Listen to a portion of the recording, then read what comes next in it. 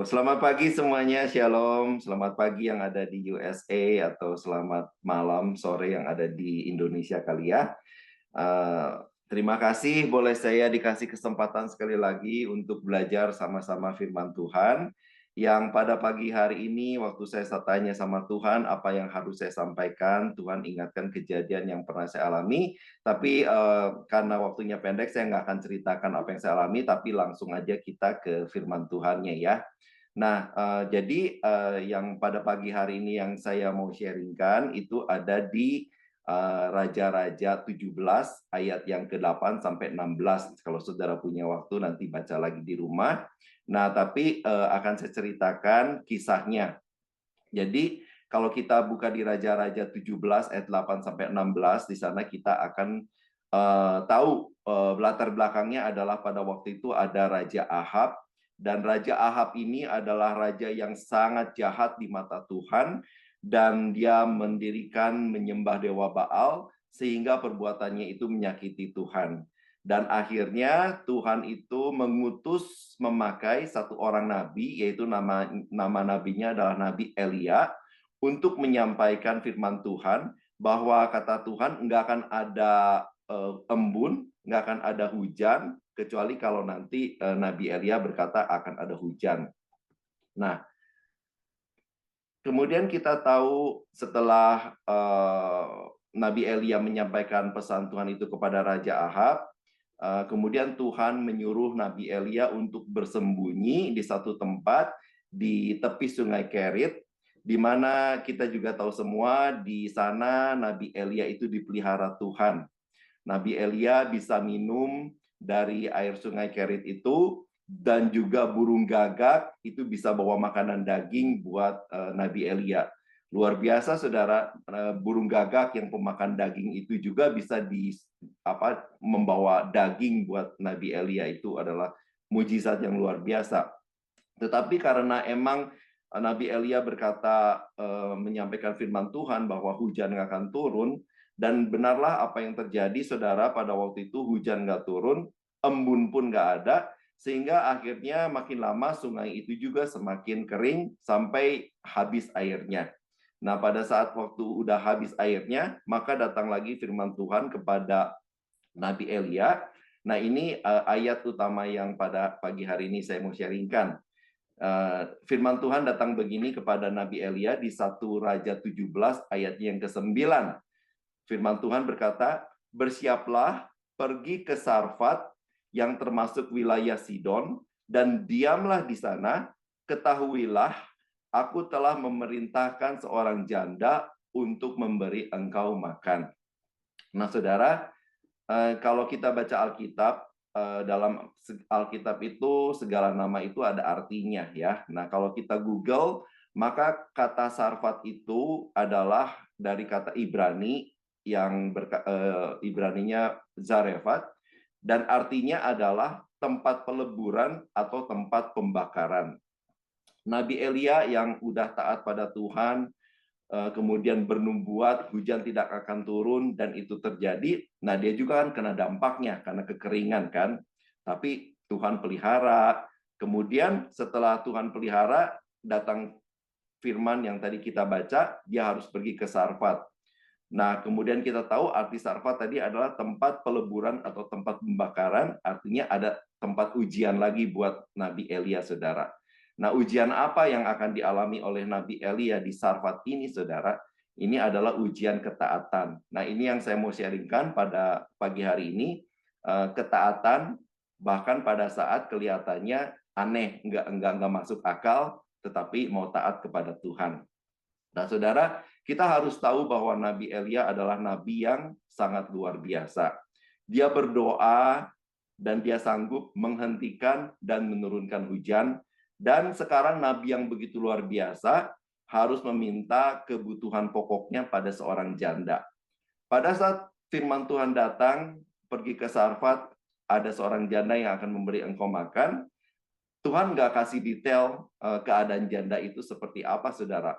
Mungkin dalam pikiran Elia, oh ya pastilah janda ini adalah janda yang mampu, janda yang kaya. Kemudian Elia berjalan kaki, meninggalkan tepi sungai Kerit yang udah mulai tandus. Ia harus berjalan di jalan yang kering, berdebu, dan jaraknya itu lumayan jauh dari sungai Kerit ke Sarfat. Mungkin sambil dalam perjalanan, Elia memikirkan, ya kan, nanti kalau tiba di Sarfat, saya pasti akan bertemu dengan janda ini, kemudian akan dikasih dijamu makanan yang enak, dikasih minum-minuman yang segar, dikasih kamar yang nyaman untuk istirahat. Tetapi ternyata saudara, setelah dia tiba di pintu gerbang Sarfat, firman Tuhan berkata dia bertemu dengan seorang janda yang miskin. Nah, biasanya normalnya hamba Tuhanlah yang membantu orang-orang yang miskin, saudara. Tetapi di firman ini justru yang terjadi adalah kebalikannya. Justru janda yang miskin ini yang harus membantu Nabi Elia. Dan sekali lagi kita pelajari Nabi Elia mungkin yang dalam selama perjalanan pikir, wah jandanya ini adalah janda yang mampu. Tetapi kenyataannya itu terbalik dengan apa yang dia pikirkan. Tapi dia nggak protes, dia nggak keluh kesah, dan Nabi Elia tetap taat. Sehingga waktu tiba di pintu gerbang kota, begitu Elia melihat seorang janda yang sedang mengumpulkan kayu bakar. Nah, kemudian timbullah dalam pikiran Elia, wah ini jandanya gitu kan, dan emang benar itu jandanya, saudara. Lalu ini yang percakapan yang terjadi setelah Nabi Elia bertemu dengan janda itu. Karena Nabi Elia udah berjalan jauh dari sungai Kerit ke Sarfat, dia merasa sangat haus kan. Nah, makanya dia berkata kepada janda itu, tolong beri aku minum dari kendimu itu. Nah, lalu si janda itu juga nurut aja, saudara, dia mau ambil air di dalam kendi. Belum juga air disuguhkan, Nabi Elia ini merasa, wah selain haus, dia juga merasa lapar karena perjalanan jauh berjalan kakinya itu. Kemudian juga berkata kepada si janda itu, "Ibu, aku juga minta roti sepotong aja." Dan tiba-tiba, saudara, kita bayangkan raut wajah janda wanita ini ya, yang tadinya udah sedih, sekarang mendengar Nabi Elia meminta roti kepadanya, mukanya tambah sedih lagi. Dan kemudian janda ini menjawab di dalam firman Tuhan, nanti kita bisa baca sama-sama. Janda ini bilang, tuh demi Tuhan, demi Allah yang hidup, aku ini nggak punya sepotong roti.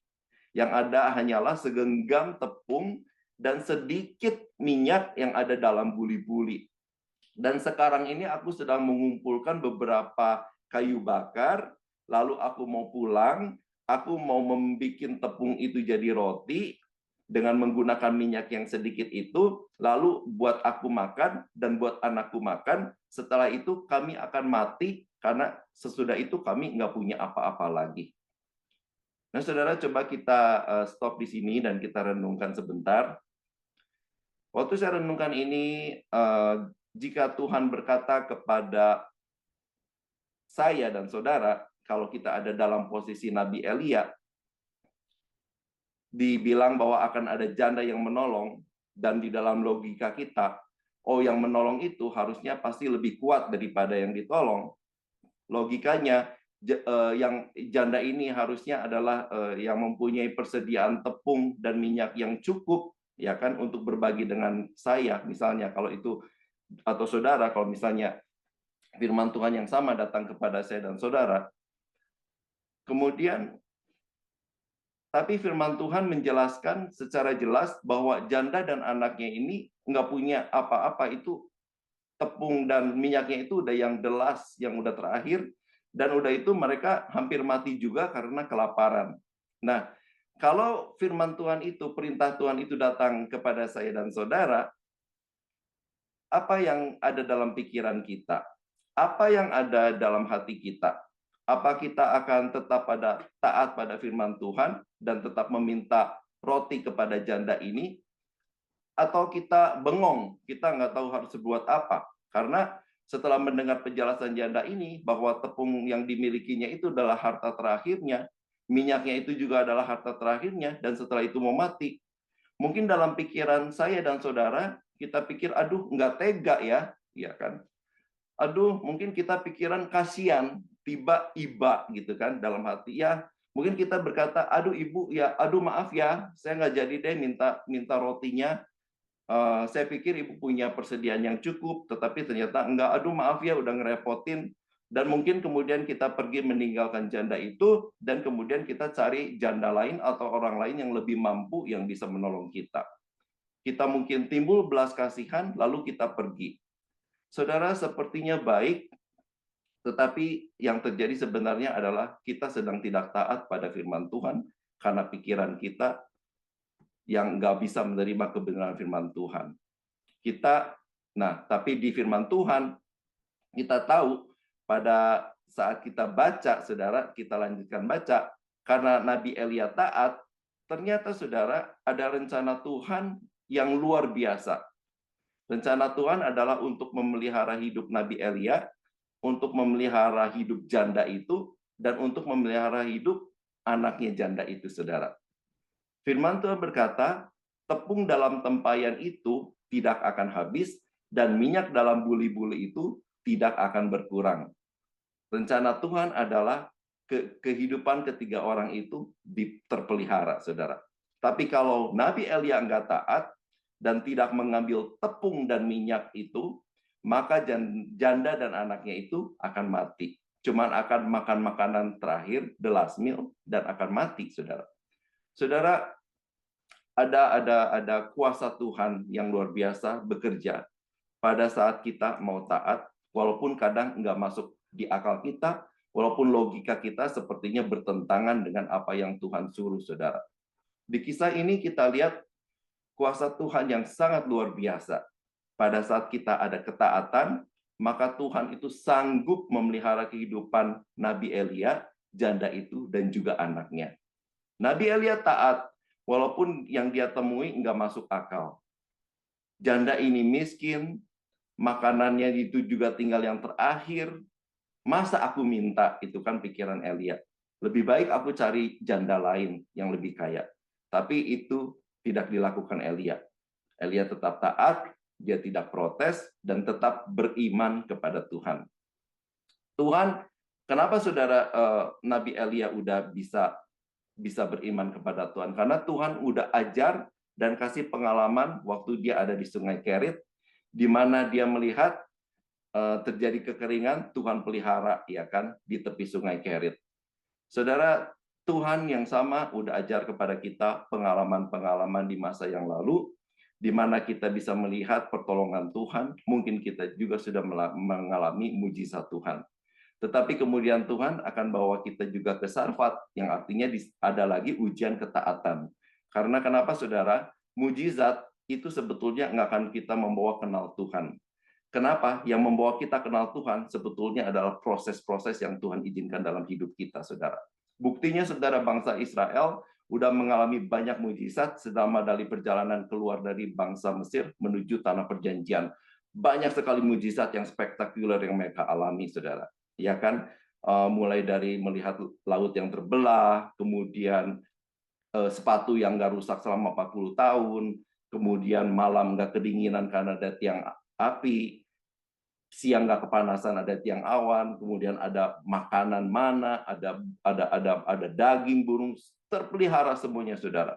Tetapi kemudian kita lihat kenapa alasan mereka nggak bisa masuk tanah perjanjian, karena mereka tidak percaya kepada Tuhan. Berarti mujizat itu nggak bisa membawa kita benar-benar kenal siapa Tuhan, saudara.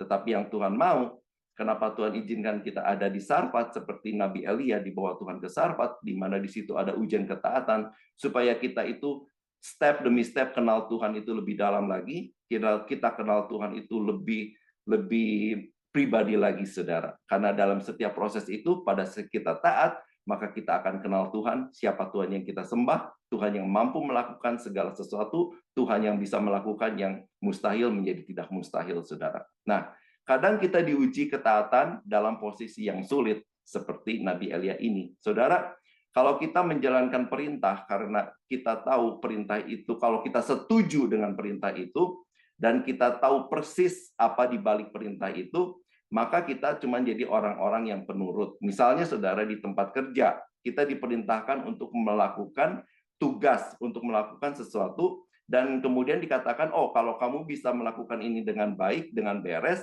maka akan ada hadiah atau promosi. Ya, kita nurut aja. Kenapa? Karena kita setuju, karena kita tahu hasilnya, nanti kita dapat hadiah atau promosi. Jadi kita orang penurut. Tetapi yang Tuhan mau, kita mau tingkat level lagi, saudara, naik level lagi, bukan hanya penurut, tapi menjadi orang-orang yang taat di dalam Tuhan. Taat adalah pada saat kita mau menjalankan perintah, tanpa tahu alasannya apa, kadang mungkin di luar kemauan kita nggak mau melakukannya, kita nggak suka melakukannya, dan mungkin nggak masuk akal, kita nggak tahu bagaimana cara melakukannya, tetapi kita mau melakukannya, itulah disebutnya taat, saudara. Dan itulah kadang Tuhan kasih kita ujian ketaatan itu, saudara. Saudara, kalau kita mau lihat contoh yang paling ultimate, itu adalah Tuhan Yesus sendiri. Di Filipi 2 ayat 8 dikatakan, dan dalam keadaan sebagai manusia, ia telah merendahkan dirinya dan taat sampai mati, bahkan sampai mati di kayu salib. Itu adalah Tuhan Yesus, saudara. Taat dalam masa hidupnya, dia taat sampai mati, saudara. Jadi jangan kita berkata, dia kan wajar aja, dia Yesus, anak Allah, wajar aja dia taat sampai mati. Tetapi kita juga harus ingat, saudara, bahwa pada saat Tuhan Yesus berada di dunia, masih menapakkan kakinya di bumi ini, dia juga adalah 100% manusia, yang juga mengalami ketakutan, yang juga punya kemauan dan pikirannya sendiri. Makanya dia itu berdoa kepada Allah Bapa sebelum dia disalibkan, kan dia berdoa, Tuhan kalau boleh cawan ini berlalu daripadaku, ya kan? Maunya Tuhan ya jangan disalib, maunya Tuhan Yesus jangan dia dikorbankan. Tetapi dia berkata, bukan kehendakku yang terjadi, tapi kehendakmu yang terjadi. Dia taat sampai mati, walaupun itu bukan yang dia mau, walaupun itu adalah dia tahu proses yang dialami itu sangat berat dan sangat menakutkan. Sampai waktu dia berdoa kita tahu bahwa pembuluh darahnya pecah, ya kan? Dia juga adalah, jadi Tuhan Yesus juga adalah manusia, saudara, yang merasa sangat ketakutan, yang punya pikirannya sendiri, yang punya kemauannya sendiri, tapi dia taat, dia tidak berbuat dosa. Nah, renungan saya pada pagi hari ini simpel banget, saudara. Kalau ada ujian ketaatan datang, mari kita belajar taat kepada Tuhan. Karena kadang kita itu lebih suka mendengarkan keinginan hati diri kita sendiri daripada mengikuti kehendak Tuhan.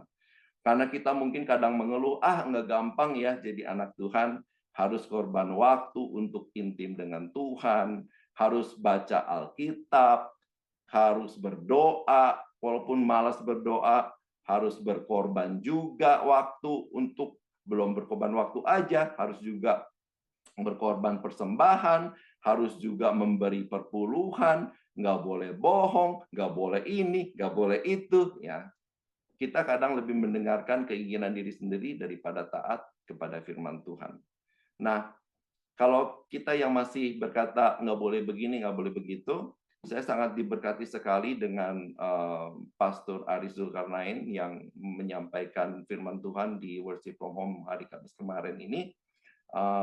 Justru pada saat kita taat kepada Tuhan, kita itu mengalami kemerdekaan yang sejati, saudara. Ya, nah, tapi itu ada di Worship from Home. Nah, tapi saya lanjutkan apa yang saya mau sampaikan.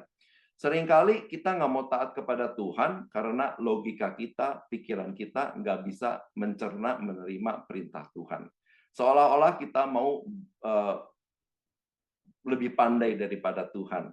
Sepertinya kita itu pintar memakai logika kita, tetapi yang terjadi sesungguhnya adalah kita sedang melawan Tuhan.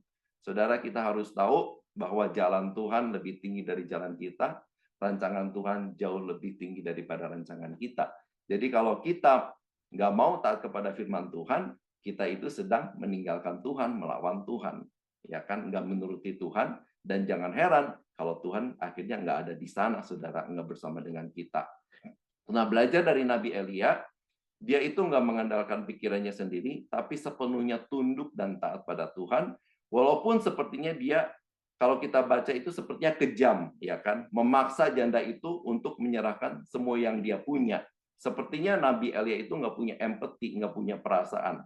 Karena kalau kita baca firman Tuhan, Nabi Elia itu berkata, beri aku makan dulu, setelah aku kenyang, baru engkau dan anakmu akan makan.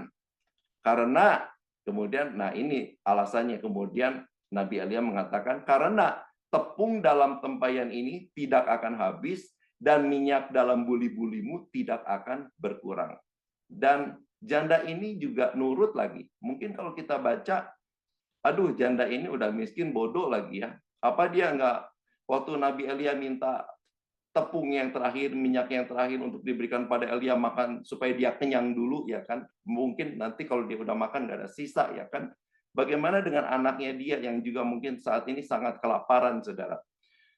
Bagaimana kita bayangkan, bagaimana janda ini yakin kalau dia udah berikan tepungnya, dia udah berikan minyaknya yang terakhir, lalu nggak terjadi apa-apa, saudara. Seperti yang dijanjikan Nabi Elia, seperti yang dikatakan Nabi Elia. Apa yang terjadi apabila udah nyerahin semua yang terakhir yang dia miliki, ya kan? Ternyata udah habis dan tepungnya habis, minyaknya habis, tidak terjadi apa-apa, ya kan? Bagaimana janda ini nggak punya perasaan buruk, ya kan? Mungkin dia pikir, aduh ini jangan-jangan ini nabi palsu, ya kan? Yang cuma mau nipu aku. Setelah makan kabur, ya kan? Aku nggak punya apa-apa. Tetapi janda ini enggak, saudara. Dia nggak berprasangka buruk kepada Nabi Elia yang mungkin, ini nabi penipu, nanti kabur nih kalau udah saya kasih, ya kan. Tetapi wanita ini taat, walaupun kadang kelihatannya bodoh, saudara. Menurut standar dunia itu bodoh, saudara. Tapi pada saat taat, saudara, Tuhan bela firman-Nya, saudara. Tuhan nggak pernah cari orang yang pandai, yang kaya, yang terkenal untuk dipakai Tuhan. Tuhan cuma cari orang-orang yang mau taat sama firman-firman-Nya, saudara. 1 Korintus 1 ayat 27 berkata, tetapi apa yang bodoh bagi dunia, dipilih Allah untuk memalukan orang-orang yang berhikmat, dan apa yang lemah bagi dunia, dipilih Allah untuk memalukan yang kuat. Jadi ada yang spesial banget dari firman Tuhan pada pagi hari ini. Taat jangan ditunda, saudara. Lakukan aja. Jangan ditunda-tunda, saudara. Maka kita akan melihat kuasa dan mujizat Tuhan dalam kehidupan kita. Di dalam Alkitab nggak dijelaskan bahwa Tuhan memberi janda itu mimpi atau penglihatan atau peneguhan apapun, saudara. Tetapi dia percaya cuman karena perkataan Nabi Elia. Ya, jaminannya hanya perkataan Nabi Elia. Walaupun dia mengerti kenapa Elia bisa berkata tepungnya akan habis, minyaknya akan berkurang, tapi dia taat, saudara. Nah, itulah, saudara, jadi orang taat kadang-kadang butuh pengorbanan. Untuk taat, kadang mungkin kita bergumul dalam hati, tapi pada akhirnya kita berkata, iya benar Tuhan, walaupun nggak masuk akal, walaupun susah, walaupun sepertinya saya kurang, tapi kalau Tuhan suruh saya untuk memberi, saya serahkan, ya kan, misalnya. Kita nggak mengerti, kita nggak masuk di akal kita, tapi pada akhirnya, orang-orang yang taat pada Tuhan akan melihat kuasa Tuhan yang besar, akan jadi orang yang biasa melihat mujizat demi mujizat demi mujizat, karena Tuhan bawa kita terus dalam pengenalan Tuhan. Bukan mujizatnya, saudara, tetapi kita kenal Tuhan lebih dalam lagi, kita kenal siapa Tuhan yang kita sembah, Dia adalah Tuhan yang hidup, nama di atas segala nama. Jadi firman pada pagi hari ini very simple, yuk kita tingkatkan.